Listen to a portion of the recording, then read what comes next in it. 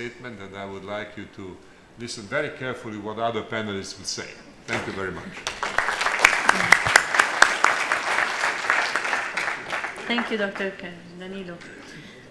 Dr. Hakam Al-Alami, as an advisor to His Royal Highness Prince Hassan bin Talal, who himself was a member of the Global High-Level Panel on Water and Peace, and who himself as well is a strong advocate of the water peace discourse for at least the past 3 decades.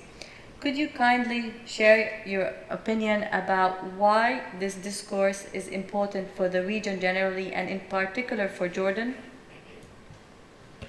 Well, actually, I cannot separate my know-how from His Royal Highness's know-how. We both are working, of course, His Royal Highness ahead of me in many, many years. But to be honest with you, I'll try to be very brief and precise to the point.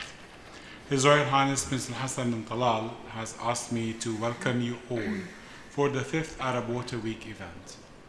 It's heartening to see so many people here today with one clear aim: to work for the improvement of the lives of millions of people in our region who hope for a better future in these difficult times. After 2 years of work by the Global High-Level Panel on Water and Peace, with input from the Strategic Foresight Group in Mumbai and the Geneva Water Hub in Switzerland, as well as others, of course, it gives His Royal Highness great pleasure and pride today to announce the launch of a new venture, the Global Observatory on Water and Peace. His Royal Highness regrets not being with you in person at this occasion, as he's personally been involved with every stage of its inception. But His Royal Highness is convinced that today is the start of a significant new chapter in our continuing struggle to protect water, this vital resource. His Royal Highness thanks His Excellency Danilo Turk for his leadership in the forming of the report, where for the 15 countries who worked on its recommendation, as well as the Strategic Foresight Group and again Geneva Water Hub for their valuable contributions.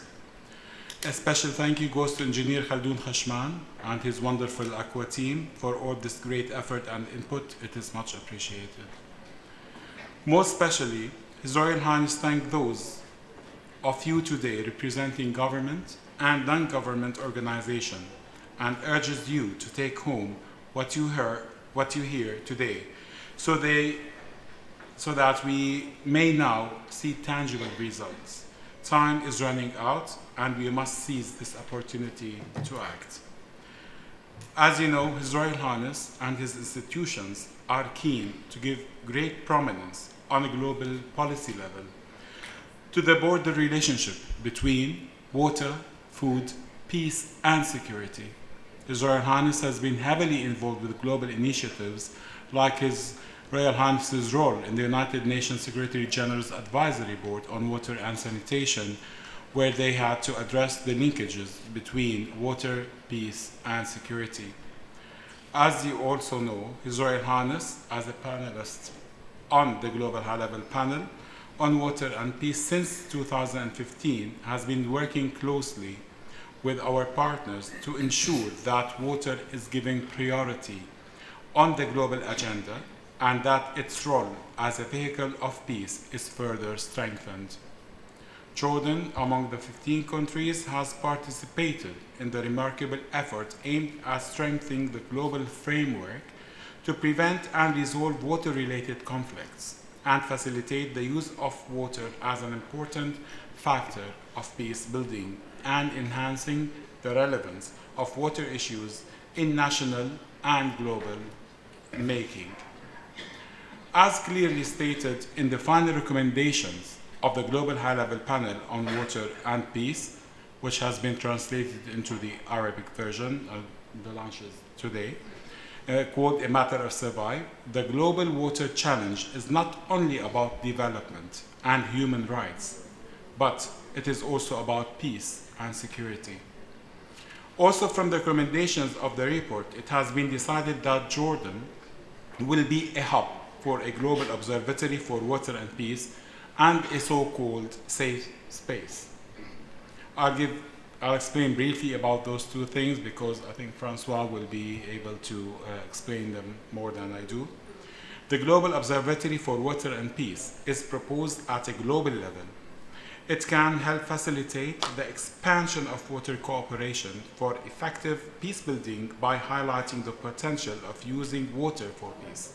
On the other hand, the safe space is defined as an informal, neutral platform to complement formal mechanisms to create a neutral environment, to promote diplomacy. The safe space will focus on enabling stakeholders to pre-negotiate and propose policies, projects, and programs in an intersectorial and transboundary context. Therefore, Majlis al-Hassan and all of its institutions are heavily involved in such initiatives that aim at peacemaking and security.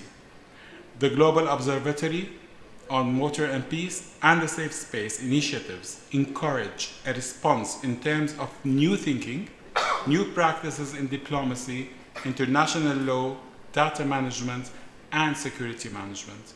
Finally, I would say that Majlis al-Hassan welcomes partnerships on all levels to achieve our main aim, which is peacemaking and security that pours into the human dignity. And thank you so much. Thank you, Dr. Hakam. Ambassador Gasser, could you kindly elaborate to our guests why Switzerland and why has it been? I mean, it's nothing new. Switzerland has been engaged in the water peace discourse for many years now. And obviously, as one of the co-convening countries, of the 15 co-convening countries of the Global High-Level Panel on Water and Peace, could you also elaborate on what are the key elements of the report that Switzerland itself is giving special attention to and contribution? And in particular, vis-a-vis the Global Observatory, how do you see the added value to the region and to Jordan in particular? Thank you so much, ladies and gentlemen. Like this now. Ladies and gentlemen, good afternoon. To the organizers, my deep thanks for inviting Switzerland to this eminent panel.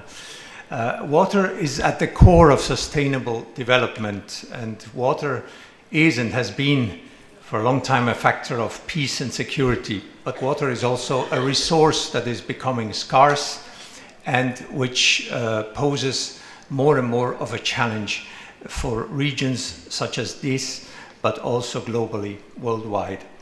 Water has shaped very much Switzerland as we are today. This is probably one of the reasons that we are here, that we are very engaged in global water questions. Switzerland is a typical upstream country, so we sit at the top of the main watershed in Western Europe, and we have learned through the centuries to manage our water resources, which are practically the only natural resources that we have, to manage them, but also to share them in an efficient and peaceful way with our neighbors. So this is what Dr. Türk has said about the learning process that we, Switzerland, we have been through for many centuries, and we are more than happy to share, to try to share this with the global community. So we have worked abroad for decades now in our international cooperation on water issues on several continents with many, many countries. And we have also contributed, Switzerland has contributed to making water as a goal for the 2030 Agenda for Sustainable Development. We have developed our Blue Peace approach. We have worked very much on transboundary water cooperation, and we still do. And this Blue Peace approach is about peace building with water as a tool. There is a strong link between water scarcity and conflict nowadays. I have personally seen water being used as a weapon by withholding it when it is necessary for crops or for the livelihood of communities downstream, or the reverse, the water being used to flood whole areas, and this in the context of a conflict. So today there is increasing demand, but there is also increasing competition for water as a resource.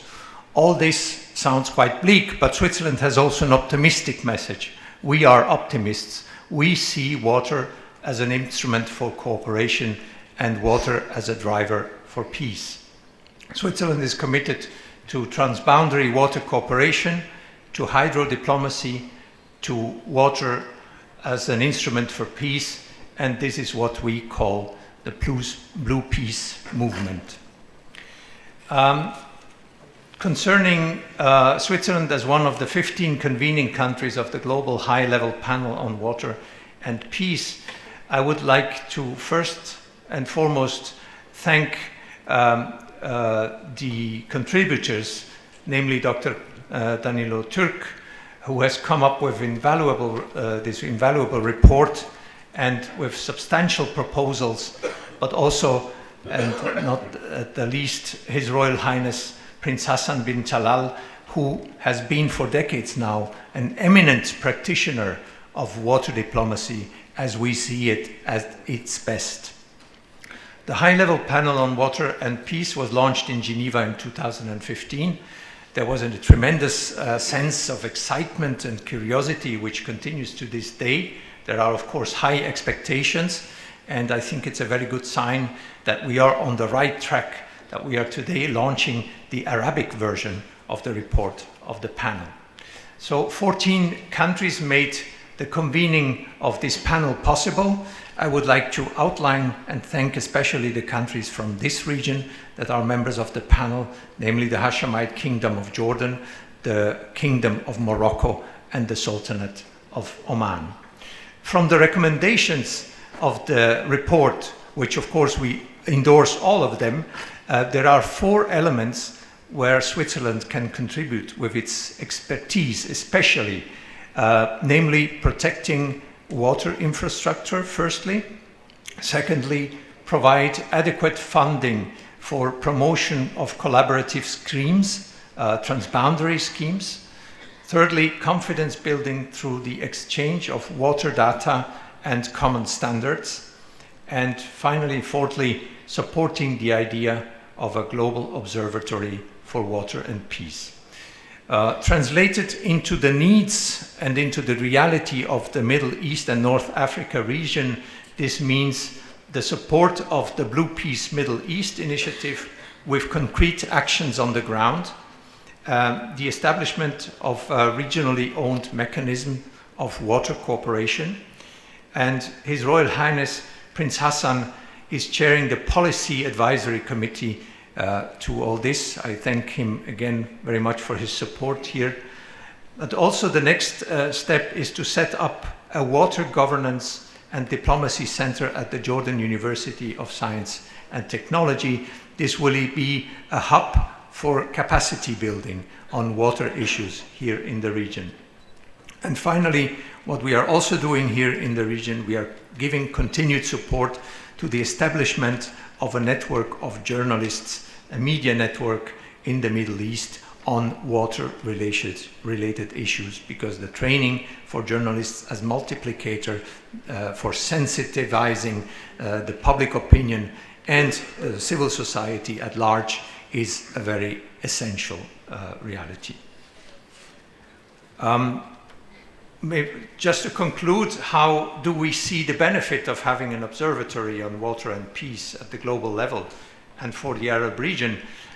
We, Switzerland, consider facilitation, mediation, hydro-diplomacy capacities to be key for decreasing water-related tensions. What the Water and Peace Panel presented was the idea of an impartial clearinghouse for such activities, and this is what the report calls Global Observatory for Water and Peace. And our partner in setting up the observatory is the Geneva Water Hub. I would like to congratulate and thank Dr. François Münger here on the panel with us for all his effort and this crucial role that his organization is playing. And now a satellite is being set up for the Middle East, and this will be not only for collecting data, for producing reports, but also for offering a safe space for dialogue, as we have already heard. Through the Global Observatory in Geneva, Switzerland is transforming water into an instrument for peace, and I'm really delighted to see that now this observatory, this idea, this institution has found a new home for the region here in Jordan. Thank you very much. Thank you, Ambassador Gasser.